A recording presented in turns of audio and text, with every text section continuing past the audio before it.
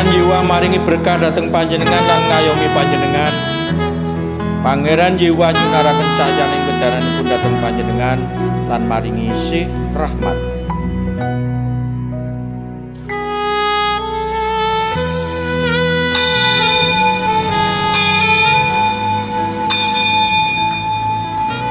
Sugeng enjang Bapak Ibu lan para sedherek sedaya. Salam, shalom. Warganing pasamuan GKJ Wates Selatan ingkang kinasih, wonten ing patunggilanipun Gusti.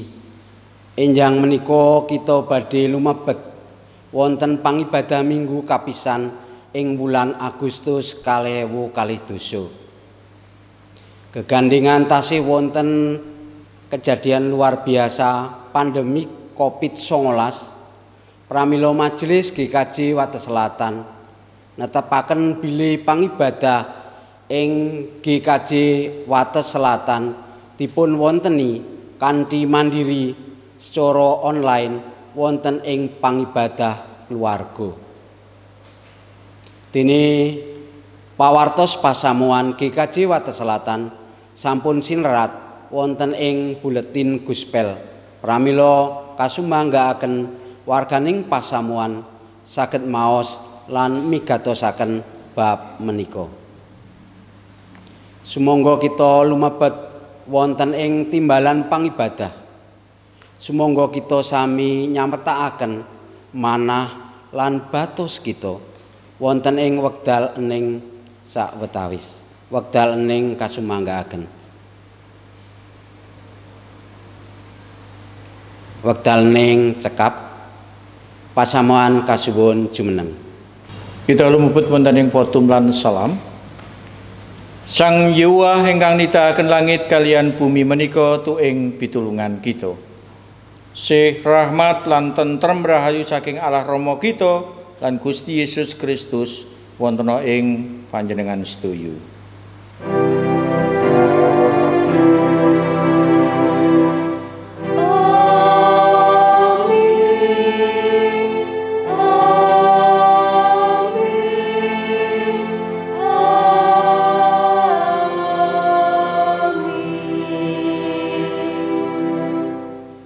Kidung pamuji angka 7 pada ingkang sepisan, puji kunjuk Allah Rama.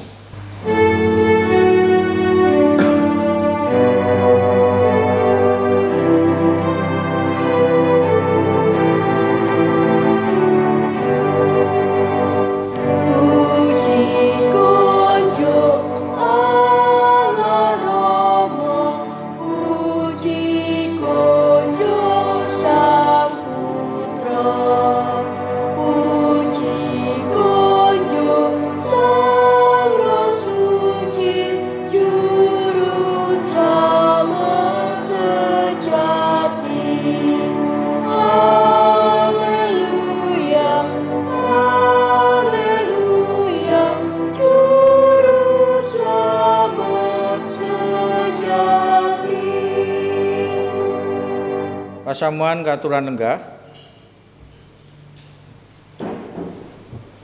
Kita lumebet pangakening dosa kawiwitan saking waosan Matius 21 ayat 3 dosa 7 kawan dosa ingkang mekaten. Sira tresna marang Pangeran Allahira kalawan gumolonging atinira lan gumolonging nyawanira sarta gumolonging budinira, yaiku angger-angger kang gedhe lan luhur dhewe. Dene angger-angger kang kapindho kang padha karo iku yaiku sira tresna ing sapepadanira dikaya marang awakira dhewe.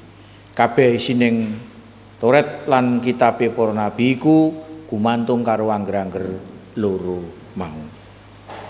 Kita sesarengan lumebet ing kidung panelongso, kidung angka 51 pada sepisan.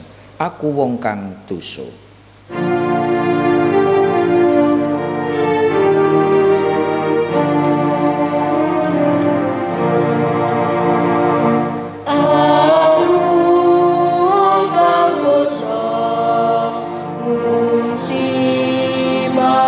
Gusti, lemah mensucikno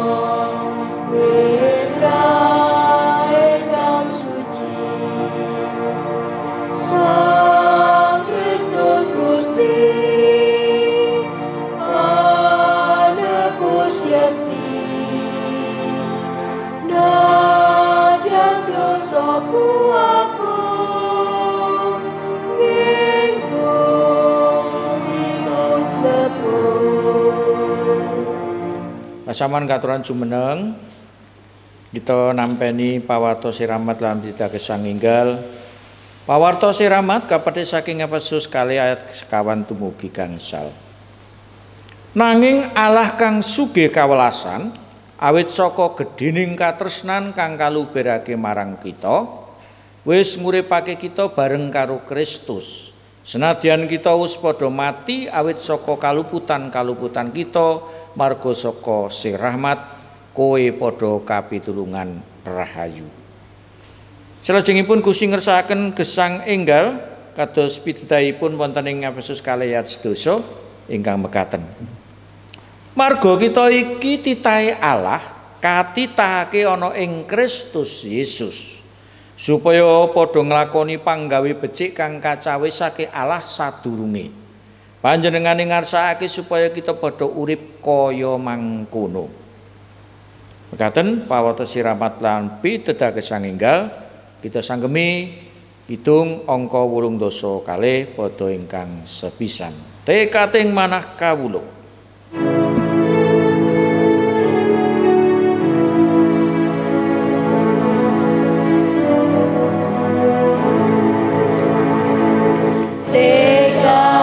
Mana kawula tansah ndereng Gusti yeku panutan sanyoto nggih panebus sejati markine salib ing ngambak bangun turut pring Allah babar tresno sejati recana tentrem pasuki.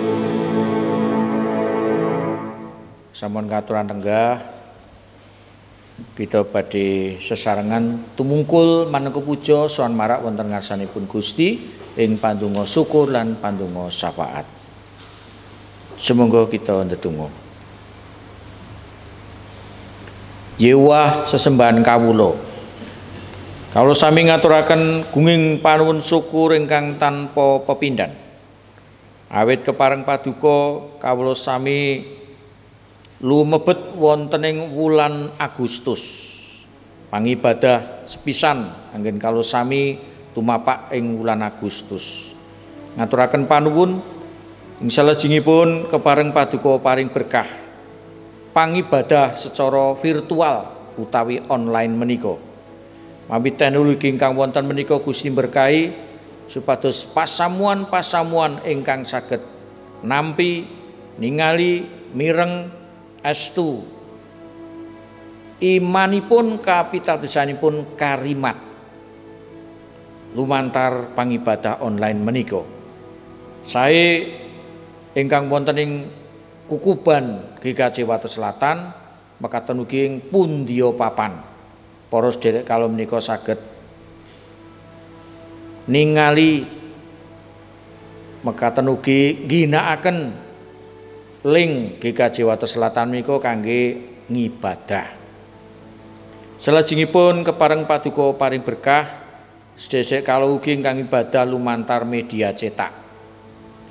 Sageda kala sami makempal ing antawisipun garwa, putra, putu mekaten ugi sedherek kala ingkang mbok bilih manunggil nyatunggil kalian kawula dados kelompok alit anggen kala sami ngibadah Gusti kepareng berkahi. Mekaten ugi para sedherek kang saged nindakaken pangibadah secara konvensional, pangibadah wonten ing gedung-gedung gereja nggih kepareng paduka paring berkah. Pirunggan Gusti berkahi inggih anak-anak kawula ingkang ugi tasih nindakaken ing pawiyatan secara online Gusti inggih berkahi supados samukawisipun saged lumampah miturut peranatan pemerintah miturut ingkang sampun katetepaken sinaosa ing batos kawula sami estu cecengklungen anak-anak kawula saged sekolah kanthi secara tatap muka. Ananging karana pagebluk pandemi Covid-19 menika kawula namung nderek miturut kersa paduka lumantar pemerintah ingkang mranata bangsa kawula. Gusti kepareng berkah ugi inggih kawula sami anggen kawula sami sageta kepareng mranata griya bali wisma kawula kanthi sak saini-sainipun ngadepi pagebluk Covid-19 menika. Secara ekonomi makaten ugi secara sosial. Linangkung Duh Gusti kepareng paduka paring berkah mirunggan kangge para sedherek kawula ingkang nembe ambal warsa ing minggu menika. Gusti berkahi supados kanthi tambahing yuswa para sedherek menika estu saged tansah gesang kebaing panuwun syukur wonten ing mendhak mendukuling gesangipun. Salajengipun kepareng paduka paring berkah para sedherek kawula ingkang boten saged ibadah secara padatan kados kawula inggih karana nembe nandhang gerah. Sok sintana keman Gusti berkahi warganing pasamuan ingkang nembe nandhang gerah wonten ing dalemipun piyambak-piyambak wonten ing griya sakit wonten pundi papan Gusti berkahi tanpa kawula piji setunggalan setunggalipun. Mekaten ugi sedherek kawula ingkang nembe ngrimat para sedherekipun ingkang nembe nandhang sakit nggih Gusti kepareng berkahi. Dualah kepareng paduka paring berkah mirunggan kangge bangsa negari kawula. Paduka paring berkah paring kawicaksanan kesagetan linangkung anggen kawula sami luar saking pagebluk Covid-19 menika. Gusti kepareng berkahi. Mekaten ugi para petugas ingkang mbok beli sampun sayah sampun kekathahan momotan. Gusti ngiyataken supados para sedherek tetep tatak tanggon anggenipun ngrampungaken jejibanipun supados enggal-enggal kawula sami saged uwal saking pagebluk menika. Ing salajengipun doalah kepareng kawula masrahaken pangibadah sawetahipun Gusti kepareng berkahi. Roh suci nuntun berkahi tumrap sok sintena ingkang ningali mirengaken ginakaken inggih ling pangibadah menika. Gusti kepareng berkahi. Sampurnaning pandonga kawula suwun kanthi pitados kawula dhumateng Gusti Yesus Kristus juru jengkawula ingkang sejati. Amin.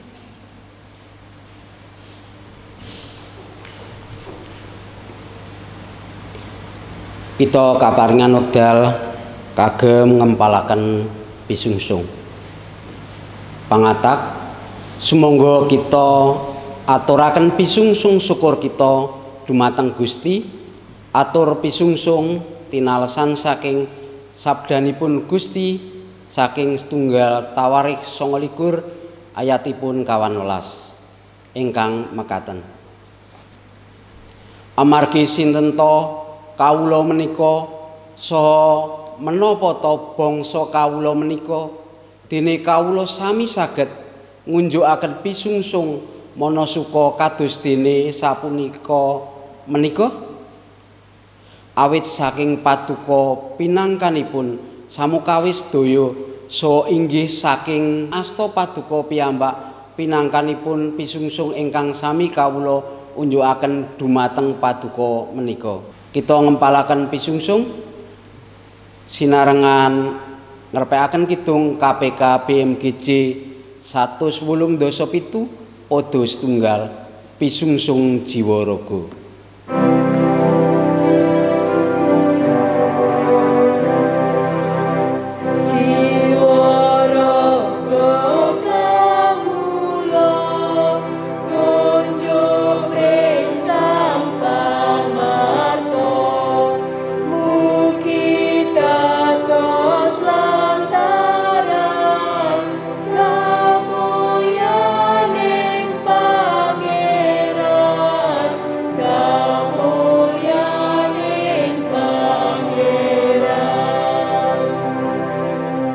Sumangga kita ndedonga kagem pandonga pisungsung lan peladosan Sabdo.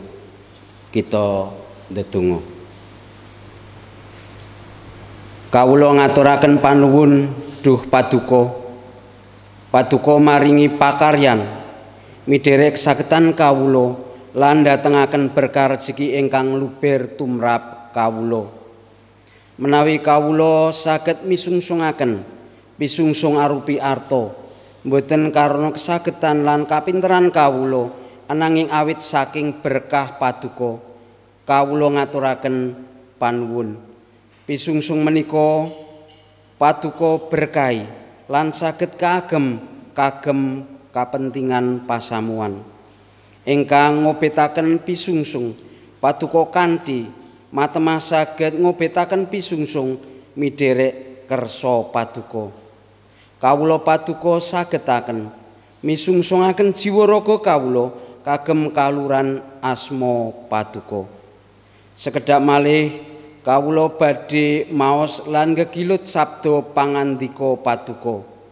Pramila Paduka ngresiki manah kawula samukawis ingkang dados pepalang Paduka ejali. Bapak Pendeta ingkang badhe nglesakaken pangandika Paduka, Paduka berkahi miderek kersa Paduka. Wonten Gusti Yesus ingkang dados juru wilujenging gesang, pandonga menika kawula unjukaken. Amin. Waosan dinten menika kapethik saking Purwaning dumadi 3 dosa kalih ayat 2 3 dosa setunggal. Salajengipun Roma 9 ayat 1 dumugi gangsal, Injil Matius 18 13 dumugi 21. Kawitan saking Purwaning dumadi.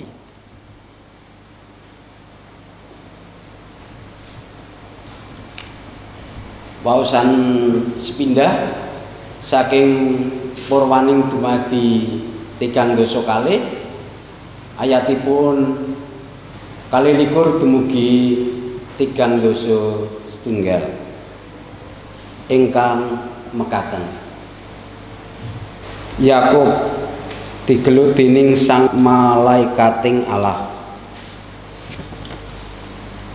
Bareng bengi Yakub tangi sarta ngajak sumahe karo pisan abdine wadon loro-lorone lan anake lanang 11 banjur sabrangake ing kali Yabok.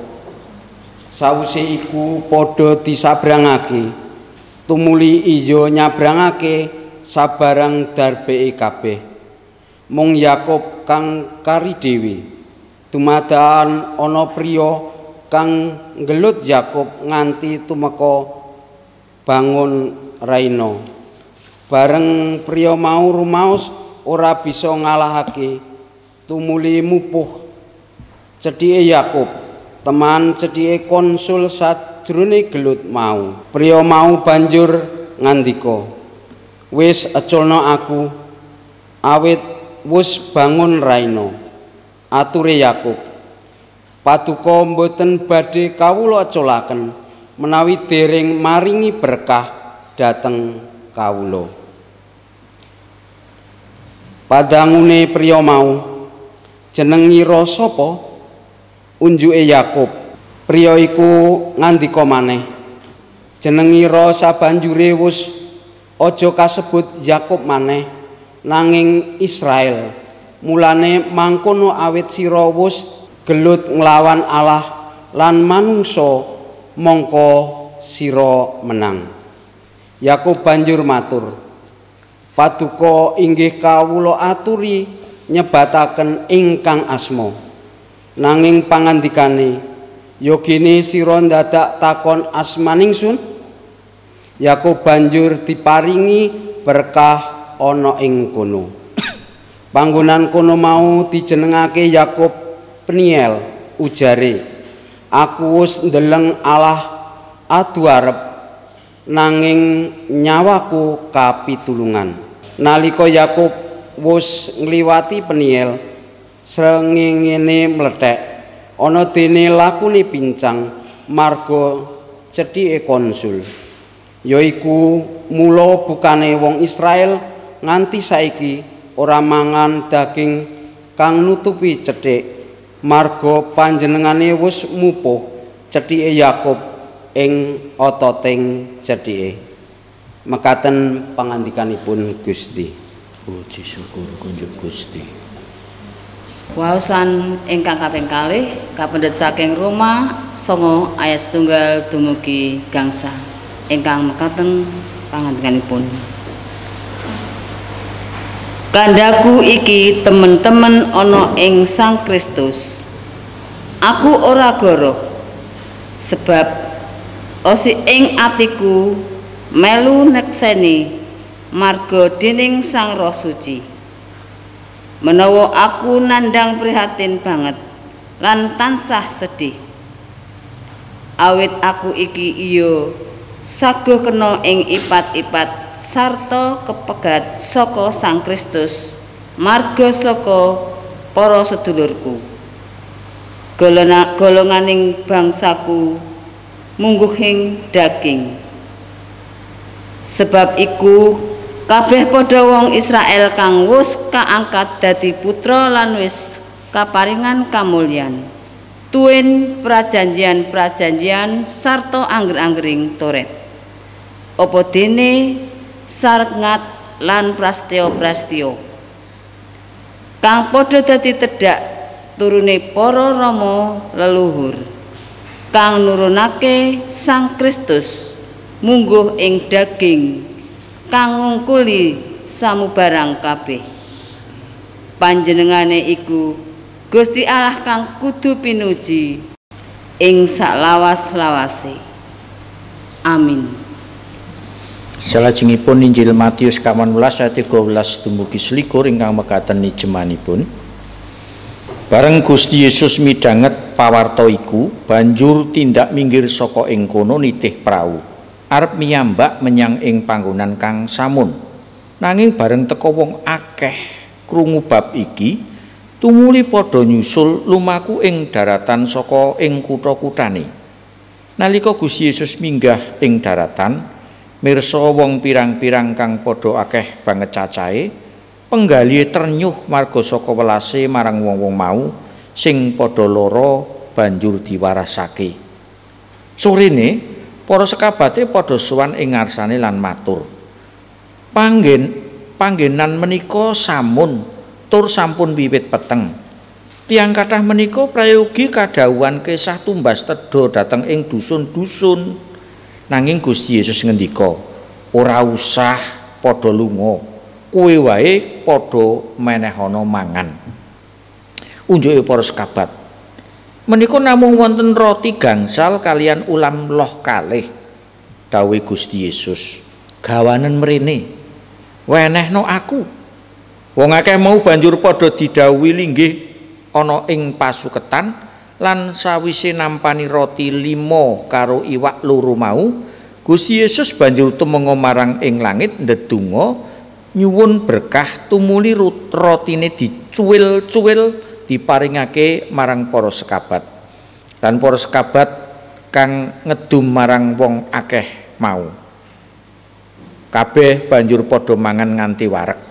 Sawise mangkono, cuwil-cuwilane turane diklumpukake dadi 12 wakul kebak. Sing melu mangan mau cacahe wong lanang kira-kira 5.000. Iku wong wadon lan bocah-bocah ora kapetung.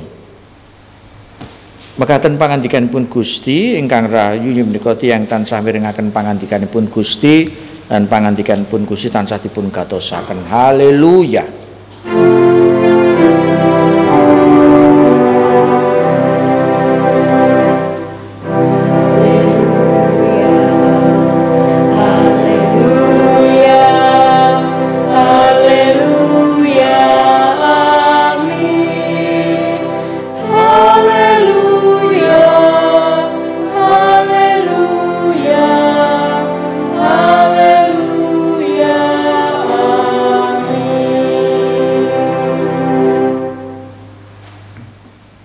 Bapak Ibu, para sederek, anak-anakku sing do linggo, sing dlosor, sing sila, muga-muga kabeh wis do siram nggih arep mirengke pangandikane Gusti. Gus pele disiapke dipun bikak. Ing mriku kanthi jejer tak ringkes nampeni lan andum berkah. nampeni lan andum berkah. Jujur nggih, diwehi karo nampani kuwi milih sing ngendi? Diwehi karo nampani. Nek kon milih ya mesti dipilih kabeh mergo kuwi padha.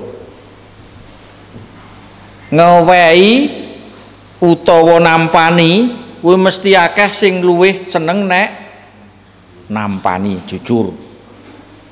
Dilayani karo melayani milih sing ngendi? Melayani. Makane sing dadi majelis ya mung setitik mergo seneng dilayani. Napa panjenengan kersa dilayani terus saumur hidup? Nek kersa bayangno kaya wong lumpuh. Wong lumpuh niku apa-apa dilayani. Arep ngunjuk wae dilayani. Repot to niku. Mila nek saged hidup niku seimbang. Yo kadang kala nampani, yo kadang kala andum, yo kadang kala dilayani, kadang kala melayani supados seimbang. Mekaten ugi timbalanipun wong percaya, wong beriman niku supados purun biyantu lan andum berkah. Menika sing nuwuhaken urip kuwi migunani nek adene seimbang iso nampani, iso andum berkah. Biyen dilayani saiki melayani. Mekaten. Niku timbalan gesang kita kedahipun mekaten. Menawi kita purun andum berkah, menika mestinipun kathah tiyang ingkang saged ngraosaken kemurahan Tuhan, kanugrahanipun Gusti. Mula pangandikane Gusti ing dinten menika kita katuntun supados kita menika sageta nindakaken kesaenan kangge sesami minangka para kagunganipun Gusti sing wis nampa berkahe Gusti. Nek wis nampa berkahe Gusti, berkah kuwi di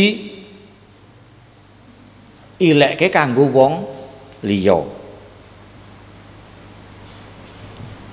Para kinasih, wonten 3 perkawis ingkang kita dadosaken ana bab 3 perkara supados sak dhewe nggadahi pangatak utawi motivasi piye iso andum berkah, wis nampeni berkah Gusti ning yo andum berkah.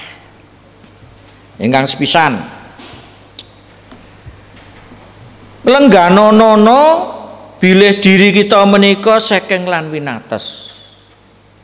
Ayo do elinga mawas diri nek dhewe iki lemah dan terbatas. Saking lan winates. Mila mboten wonten raos kumalungkung kangge kita ngadepi bab menika. Urip kuwi berkahe Gusti. Mboten wonten bab ingkang saged kangge kita menika saged kumalungkung. Mila kita kabrek cariyos nggih menika cariyosipun Yakub menika sederek kembaripun sinten Bapak Ibu para sederek para lare sedulur kembare Esap, nek bahasa Indonesiane Esau. Yakub menika sedulur kembar sing tuwa kuwi Esap, sing enom Yakub. Ning nalika semanten Yakub menika ngapusi kakange supaya hak pembarepe niku iso direbut dening Yakub. Mila Yakub menika lajeng apus krama. Sing jeneng apus krama niku nek sakniki nganggo rekayasa. Apus krama niku contone ngeten Bapak Ibu. Sampun nate prisa tiyang ngangge napa nika masker. Masker iki guyu. Iki jae bocahe merengut niku. Ah niku apus krama niku. Masker iki guyu terus niku. Ana sing maskere niku ya nika waose ketinggal. Niku jane mung ngapus krama. Mekaten ugi Yakub nalika ngrebat hak pembajengipun Esau utawi Esap. Menika kanthi cara Yakub menika membo-membo kados Esau. Gandanipun digawe prengus. Lajeng wulunipun dipun damel kasar. Bagian napa astanipun. Awit Esau kaliyan Yakub menika kaya banyu karo lenga. Esap menika kasar. Yakub menika lemah lembut. Mila Yakub menika celakipun kalian niki anak mama. Nah Esap niku anak papa. Celakipun mekaten. Kamangka kembar. Mila kangge ngrebat menika piyambakipun lajeng ginakaken cara nggih menika kanthi ngrebat hak pembajeng. Mila nalika semanten Yakub kaliyan Esau menika sedherek kembar menika tansah memengsahan. Ngantos tedak turunipun memengsahan. Yakub menika badhe wangsul wonten ing tanah prasetyan, wonten ing tanah asalipun. Badhe pinanggih kaliyan Esap. Nalika badhe pinanggih kaliyan Esap menika rumaos ajrih piyambakipun lajeng beto menapa nggih beto kabetan ingkang badhe kapisungssungaken kangge Esap. Yakub menika pinter. Dados menika beto satunggaling oleh-oleh garwane putrane dikon dhisik. Yakub menika kentun. Kanthi mengajab engko nek anakku ki tilik Pak Dene nggawa oleh-oleh Pak Dene luluh. Nek wis luluh mengko aku ya mesti diapura. Lah kanthi mekaten piyambakipun lajeng estu Yakub menika kentun. Nalika kentun Yakub menika nalika semanten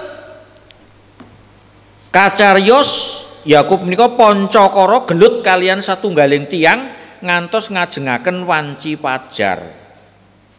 Nggih menika kasebataken namung setunggaling priya mekaten. Tiyang menika lajeng dawuh jenengmu aja disebut Yakub meneh. Sak sampunipun pancakara menika Yakub menika menang. Merga kowe wis gelut karo Allah lan karo menungso mongko menang. Lajeng dipun paringi nama Israel. Piyambakipun uga rumaos sekeng, rumaos winates. Mila Yakub lajeng pikantuk kekiyatan. Saksampunipun pepanggihan kalian utusanipun Gusti utawi Gusti Allah piyambak ing mriku. Sikep nglengganani kawontenan diri ingkang sekeng lan ringkih badhe ngraosaken Gusti Allah menika tumindak kangge manungsa. Menawi kita rumaos winates, kita rumaos sekeng, kita andhap asor. Sikep andhap asor menika mujudaken pratandha wontenipun karingkihan lan kesekengan kita. Kados menika Bapak Ibu, para sedherek, anak-anak, menawi kita badhe bujana. Ing samangke kita badhe pendadaran nggih, nalika badhe bujana menika kita rumaos Gusti kula niku mboten pantes katimbalan derek bujana. Mila rumaos apes sekeng ringkih Gusti piyambak ingkang ngersakaken timbalan menika. Kados sikep ingkang antu-antu timbalan bujana tanpa sikep andhap asor kita mboten badhe saged ngraosaken panuntuning Gusti wonten ing gesang kita. Andhap asor niku bab ingkang penting. Ing salajengipun ingkang kaping kalih supados kita saged ngraosaken sehipun Gusti supados saged andum berkah. Kaping kalih menika saged ngraosaken lan gesang ing salebeting katresnanipun Gusti. Saged ngraosaken gesang ing salebeting katresnanipun Gusti. Cariyosipun Yakub menika pepanggihan kalian Gusti Allah nalika gelut pancakara menika. Kamangka nalika semanten wonten satunggaling pemanggih sok sintena ingkang pepanggihan kalian Gusti Allah mesti pejah. Nanging Yakub pikantuk kanugrahan nalika pepanggihan kalian Gusti Allah Yakub mboten pejah. saged ngraosaken sih katresnanipun Gusti Yakub menika. Kados ugi Rasul Paulus wonten ing Roma 9:9 ingkang kawaos. Rasul Paulus menika ugi saged pepanggihan kalian Gusti Yesus. Niki Rasul Paulus mboten kapidana, mboten pejah. Awit menapa? Rasul Paulus malah dipun timbali Gusti dados abdinipun. Kamangka Rasul Paulus nalika semanten menika latar belakangipun rumiyin nguya-uya patunggilanipun Gusti, ngunjara, nyiksa.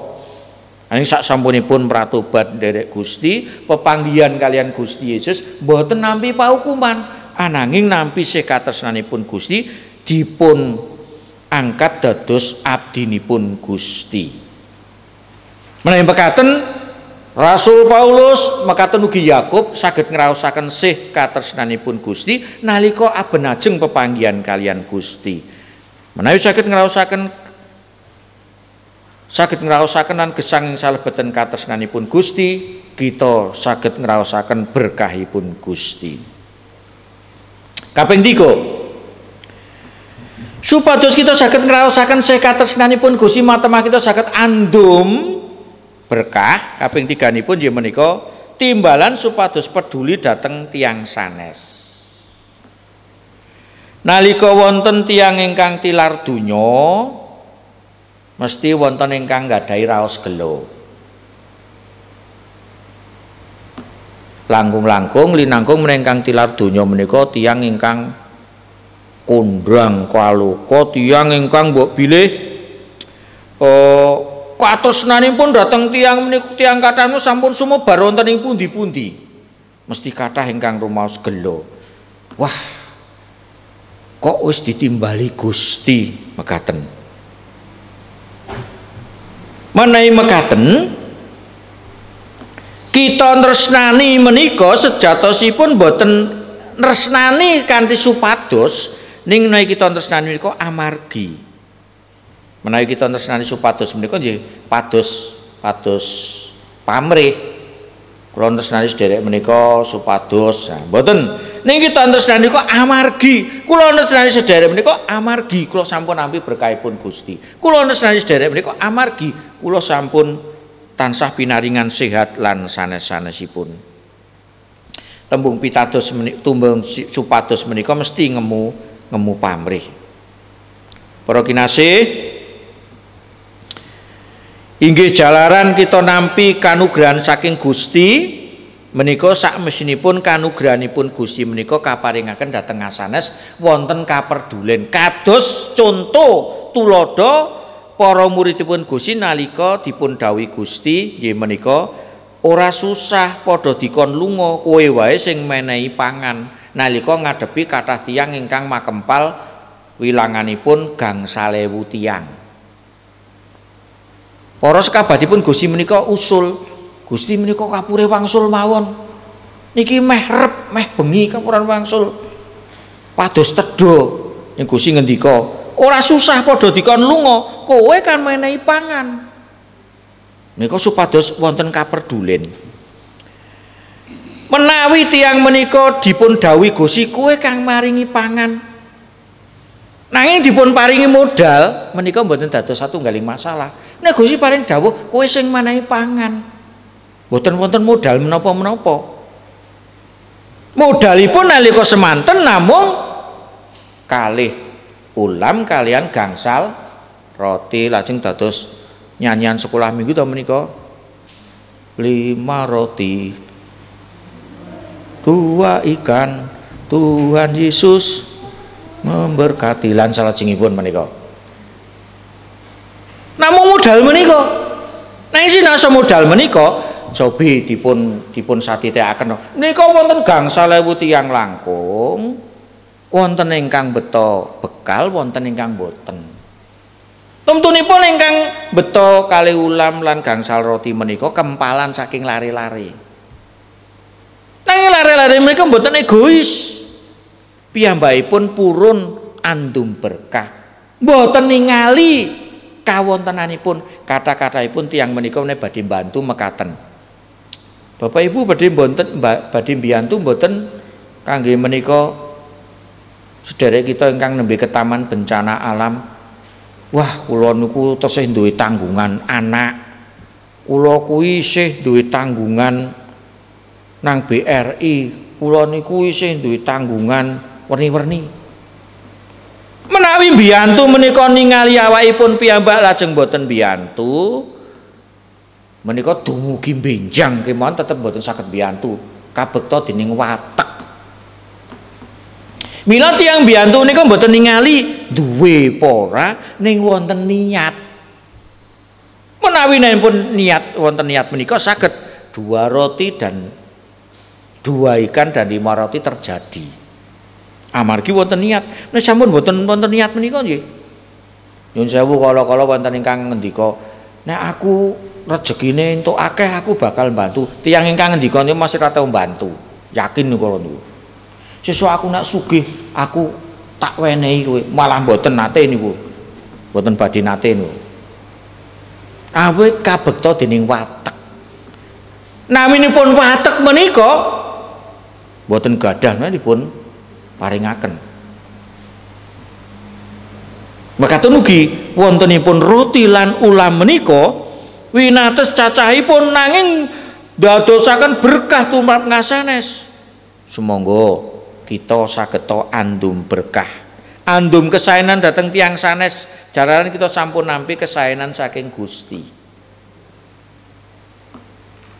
Inggih namung kanthi nglenggana ing karingkihan diri lan kegiatan ingkang sarwa winates kinantenan andhap asor kita badhe kagandheng sowan dumateng Gusti lan pepanggihan kaliyan panjenenganipun ndadosaken kita saged andum berkah tumrap ngasanes.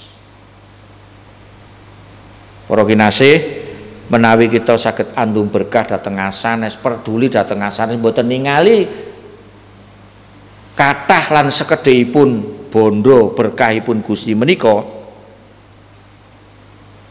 badhe nuwuhaken berkah ingkang migunani tumrap gesang kita. Kita saged ngraosaken berkahipun Gusti ingkang ngedapi-dapi. Kok saged mekaten? Saged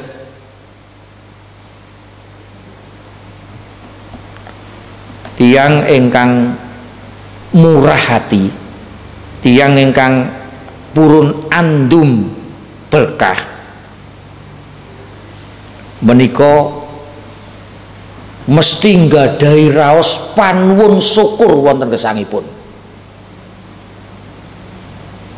Menapa kita badhe andum berkah menika ngentosi nek sesuk aku lorone lara banget nganti kritis, mari aku lagi andum berkah. Menapa mekaten?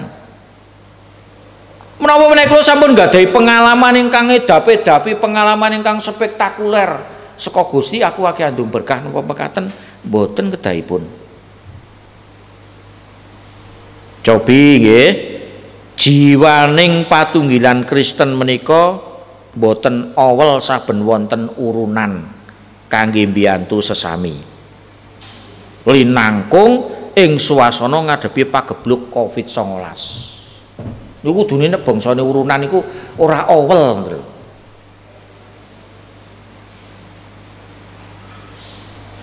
Cobi dipun gatosaken luwih becik nukoke obat nggo wong liya tinimbang tuku obat nggo awake dhewe. Monggo pun penggalih. Luwih becik nukoke obat nggo wong liya tinimbang nukoke obat nggo awake dhewe. Amargi menapa? Menawi tumbas obat nggo awake dhewe ateges awake dhewe niku lara. Nek kita numbaske obat kangge tiyang sanes ateges kita mbiyantu tiyang sanes. Mboten nukoke obat wong liya amarga dikei dhuwit mboten. Ning wonten jiwa murah hati. Amargi berkahipun Gusti sampun kathah. Mila ugi kagem ibu-ibu, kagem mas-mas, mbak-mbak, para lare biasane niku nang pasar iki duit 50 wae dinyang. Kacek 100 wae dinyang. Kedahipun kita niku mboten sah kekathah anggenipun petang kalian tiang sanes menika berkah Gusti sampun kathah sanget. Kenapa kita menika andum berkah jalaran kula sampun nampi berkahipun Gusti, mila kula saged andum berkah dhateng sesami. Nek kita rumah sampun nampi berkahipun Gusti, monggo andum berkah. Aja dipek dhewe berkahe supados tiyang sanes menika saged ngraosaken. Kados pundi pengalamanipun Yakub, pengalamanipun Rasul Paulus, mekaten ugi dawuhipun Gusti Yesus. Supados kita peduli datang sesami kita. Sok sintena ingkang sampun rumaos nampi berkahipun Gusti, sak mesinipun andum berkah datang sesami. Amin.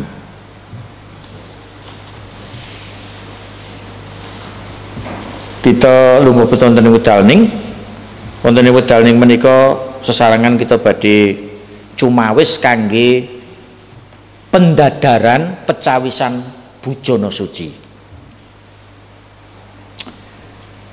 Bapak Ibu, para sederek, para lare, minggu ngarep awake dhewe ditimbali Gusti nderek Bujana Suci. Amarga kahanan pagebluk pandemi 19 isih kliweran ing uripe awake dhewe, Bujana Suci katindakaken secara virtual utawi online. Mula pendadaran yo kawiwitan minggu iki. Saderengipun nampeni sakramen Bujana, sumangga sepisan malih kita ndadar diri kita piyambak-piyambak langkung rumiyin. Pendadaran kuwi nguji awake dhewe. Biasane seksine kuwi majelis. Sepisan niki nguji awake dhewe, sing nguji dudu majelis. Menapa saestu panjenengan sedaya ki rumangsa lan ngakoni kahanane dhewe iki wis slamet nampeni wilujeng, slamet saka dosa. Lan dhewe iki ora iso ngluwari saka kahanan dosa kuwi, mula mbutuhke juru wilujeng Gusti Yesus Kristus. Iki sing sepisan. Apa dhewe rumangsa ngakoni nek kahanane dhewe niku slamet saka dosa merga saka Gusti Yesus. Ping pindho, menapa kita wis meratobat ki urip sing apik temata ing Gusti, masrahake diri, yakin dateng Gusti sing wis maringi kawilujengan lumantar Gusti Yesus. Awake dhewe wis meratobat terus masrahake awake dhewe ngarsane Gusti. Kae kelingan apa ora nek jamane simbah ditimbali Gusti. Simbah ditimbali Gusti biasanya sing nguntun, "Mbah pasrah, Mbah pasrah." Nah, pasrah iki ngono kuwi, kaya wong ditimbali Gusti, pasrah diri. Ping telu, napa dhewe ya duwe tekad sing temen kanggo masrahake diri lan gesang miturut pangandikane Gusti, gesang miturut pangandikane Gusti. Le urip ora miturut awake dhewe, ning miturut pangandikane Gusti. Masrahke diri, tekate nderek Gusti, pasrah wonten ing pangandikane Gusti, kaya kidung tekate manah kawula. Ah niku tekate pasrah diri nderek Gusti. Ping papat,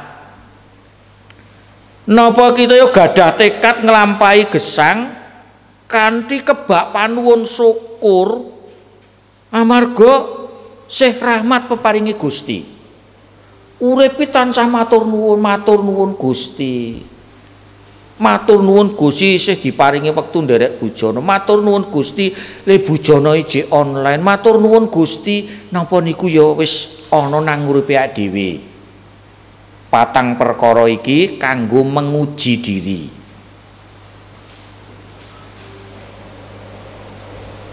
Kula abdine ngalah nandhesaken bilih bujana suci kacawisaken tumrap menungsa ingkang pasrah dhateng Gusti Yesus kanthi ngeduni dosanipun sarta nyuwun pitulunganipun Gusti Allah murid saged nglampahi sedaya dawuhipun. Nah niki dadi bujana niku kacawes iki sing masrahke diri, sing rumangsa ora pantes, sing rumangsa ringkih niku sing pantes nderek bujana. Sing rumangsa ora pantes nang ngarsane Gusti dipanteske Gusti. Nggih, saniki dipun tata nggih, pun tata. Dadar manahe dhewe, bar dadar manahe dhewe nang kono disekseni, nek ora nang kono ora ana majelis ya disekseni sing nyatet. Sing nyatet sapa disekseni, terus saniki dadar awake dhewe. Dadar niku padha karo menguji diri. Nggih. Kawiwitan saka bocah-bocah dhisik. Ayo bocah-bocah ngacung terus ditulis nggih, ngacung, ayo sini sing ngacung, ditulis. Nah kae pojok kae nggih tulis nika. Nah iki sing ngarep dhewe iki ditulis. Wah kae. Weh ora mlayu-mlayu, lenggah wae nggih. Ditulis ya, tulis. Sinten nulis? Tulis asmane ditulis 1 2 3 saka bocah-bocah sik. Nggih. Wis nek saka bocah-bocah, wah bocahe sih akeh ya ora apa-apa sabar dhisik. Wis pun sampun diserat, terus saiki remaja pemuda angkat tangan nika. Wah remajane nggih, wah ganteng-ganteng ayu-ayu nika nggih. Nggih, pun ditulis nggih, tulis, pun serat. Terus sakniki saking tiang sepuh. Monggo saking tiang sepuh dipun serat. Monggo pun serat saking bapak saged saking ibu pun nurutaken. Mangkene sampun pun seratanipun menika pun paringke majelis. Syukur bagi wonten wiku menika wonten bapak ibu majelis. Nggih. Pun nggih, mangke pun serat 1 2 3 4 5 6 7 8 9 10 terus ditanggali tanggal semene tempate nang endi lajeng sing tanda tangan sing lapor kene niku wau. Nggih mboten napa-napa niki dalam rangka latihan dadi pemimpin kelompok kecil. Nggih sampun saya nggih anak-anak, remaja, pemuda, dewasa, tiyang sepuh, anak-anak sing wis baptis. Sing dereng baptis ditunda rumiyin. Nggih. Cekap nggih. Nggih. Pendadaran cekap. Monggo pendadaran menika kita pasrahkan wonten ngarsanipun Gusti wonten pandonga. Sekalian pandonga panutup. Semoga tanda tunggu. Gusti Yesus, anak-anak kawula makaten wi kawula sami ingkang sampun sagah nderek timbalan paduka wonten ing bujana. Gusti kepareng berkahi. Injih nyuwun pangapunten Du Gusti menawi kawiwitan saking pendadaran ngantos dumugi bujana samangke kawula sami bujana secara virtual utawi online. Awit tasih wontenipun pagebluk pandemi 19 Covid-19. Gusti Yesus paduka paring berkah lan paring kesagetan ing pendadaran menika. Salajengipun kawula sami badhe mungkasi pangibadah. Gusti paduka paring berkah nggih kawula sami ngibadah secara saknyatanipun wonten ing gesang kawula padintenan. Gusti berkahi. Kawula sami ingkang sampun pikantuk berkah paduka saged andum berkah. Matamah kawula sami saged kraosaken gesang ingkang migunani, gesang ingkang seimbang. Sumela dosa kalepatan nyun pangapunten. berkah kalosipun wonten ing Gusti Yesus Kristus. Amin.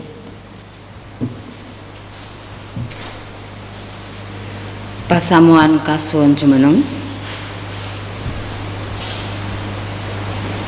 Sesarengan kalian sedaya tiyang pitados ing wanci kapengker samangke lan ingkang badhe dateng. Sumangga kita ngengeti pangaken miturut pengaken sahadat pitados rasuli sesarengan. Kawula pitados dhateng Allah Sang Rama ingkang Maha Kuwasa, ingkang nitaken langit kalian bumi. Inggih pitados dhateng Yesus Kristus ingkang putra untang-anting Gusti kawula, ingkang kabetaken Roh Suci miyos saking lawan Maria, ingkang kabensa nalika jumenipun Pontius Pilatus kasalib lan pasito lajeng kasayakaken tumedhak dhateng telung paminangan. Ing tigang dinipun malih saking antawipun tiyang jajah lajeng sumengga dhateng ing swarga pinarak wonten teng Allah Sang Rama ingkang Maha Kuwasa. Saking pribadi rawuhipun ngadili tiyang ingkang gesang kaliyan ingkang pejah. Kawula pitados dhateng Suci, kawula pitados wontenipun pasamuan Kristen setunggal ingkang suci sarta wadin, inggih patunggalipun para suci. Punapa dene pangampun dosa, panginipun raga sarta gesang langgeng. Kita merupakan kidung pengutusan kidung 168 kados pisan ndedonga lan makarya.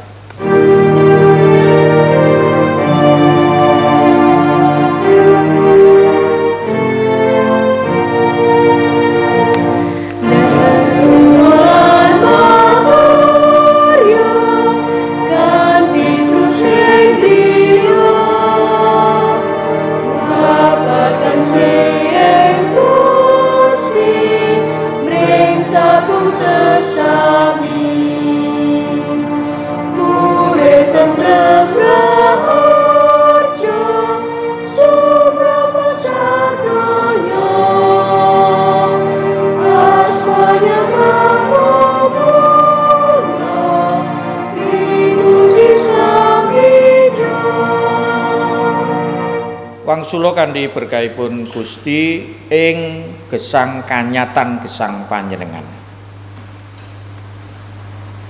Si rahmatipun Gusti Yesus sihipun Gusti Allah tuwin patunggalipun Sang Roh Suci wonten ing panjenengan sedaya. Amin. Kidung 129 Gusti nuntun lampah kula.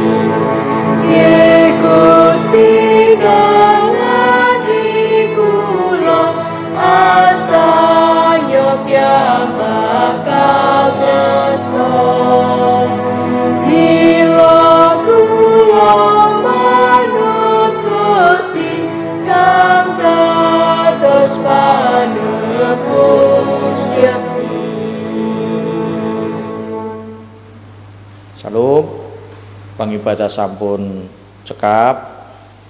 Sumangga sami lumebeta wonten ing pangibadah sejati wonten ing Sang Panjenengan piyambak-piyambak. Gusti berkahi. Amin.